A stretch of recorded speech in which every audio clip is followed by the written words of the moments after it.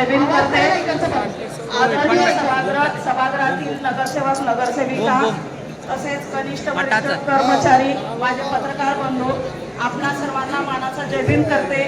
आणि दोनच गोष्टीमध्ये मी माझं भाषण संपवणार आहे। मी काय भाषण देणार एवढी मोठी नाही, पण दादा तुम्ही महापौर झालात त्याच्या आधी एक सांगायचं आहे की उद्या माता रमाई यांची जयंती आहे आणि त्या जयंतीचं औचित्य याच्यासाठी सांगायचं आहे की जे संविधान भारताला बहाल केलं त्या महामानवाची ती पत्नी आहे आणि त्या जयंतीच्या पण आपल्या सर्वांना शुभेच्छा देते। कारण ह्या गोष्टी आपण विसरून चालणार नाही। जे संविधान आपण देशासाठी अर्पण केलंय आणि त्या संविधानाच्या अधिकारावरतीच आपण महापौर झालात आणि ताई उपमहापौर झालेत आणि त्या संविधान बहाल करण्यासाठी ज्यांनी आतोनात कष्ट घेतलं त्या माता रमाईची जी त्यागमूर्ती म्हणून संबोधली जाते त्या माता रमाईची उद्या जयंती आहे। त्या जयंतीच्याही आपण सर्वांना शुभेच्छा देते। आणि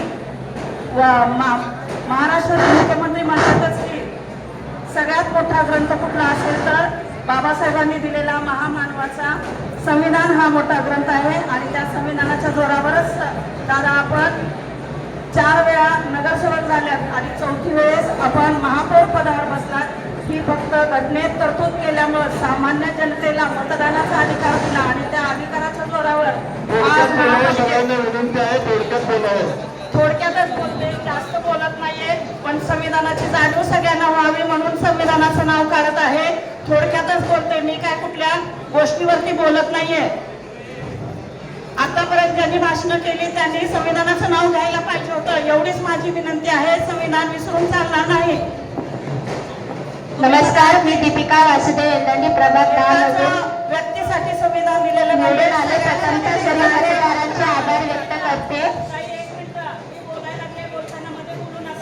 मी आत्ताच सांगितले भाषण करत नाहीये, शुभेच्छा देण्यासाठी उभारलेली आहे। बोला ताई, बोला। संविधानाचं सांगण्याचं तात्पर्य एवढंच आहे की कुणीही संविधानाला विसरून चालणार नाही। अजितदादांना श्रद्धांजली वाहते। अजितदादांच्या भाषणात सुद्धा सांगितले भले भले जरी आली तरी संविधान बदलणार नाही।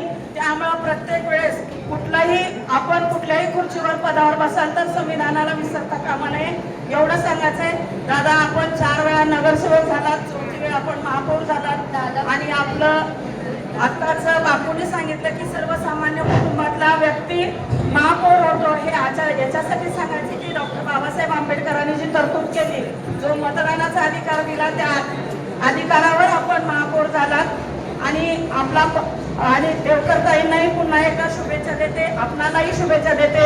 मी जास्त काय बोलत असेल तर सगळ्यांची माफी पण मागू शकते, कारण आम्हाला एवढंच सांगायचंय की संविधानामुळे जो अधिकार आपल्या सगळ्यांना मिळालेला आहे, ताई तुम्हाला विशेष करून सांगायचंय की अगोदर चूल आणि मूल एवढंच होतं, पण संविधानामुळे आज तुम्ही उपमहापौर झालात।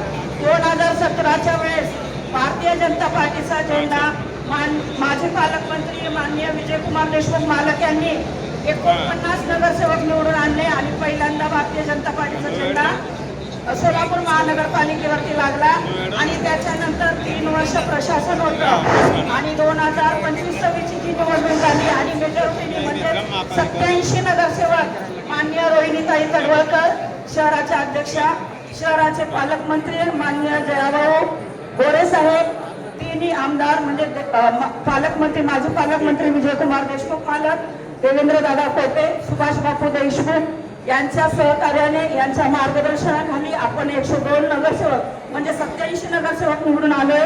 हे काही चेष्टेचं कारण नाही, याची जाणीव याच्यासाठीच करून द्यायची की 40 ते 45 वर्ष काँग्रेसचं राज्य होतं, पण ज्यावेळेस देवेंद्र भाऊ महाराष्ट्रामध्ये मुख्यमंत्री झाले आणि भारतीय जनता पार्टीचा झेंडा सगळीकडेच झालेला आहे, म्हणजे आता सांगितल्याप्रमाणे खालून ते वरपर्यंत आपलंच सरकार आहे। त्यामुळे सर्व सामान्य आणि 102 नगरसेवकांना घेऊन आपण सर्व काम कराल ही अपेक्षा व्यक्त करते आणि पुन्हा एकदा तुम्हा दोघांना शुभेच्छा देते। धन्यवाद।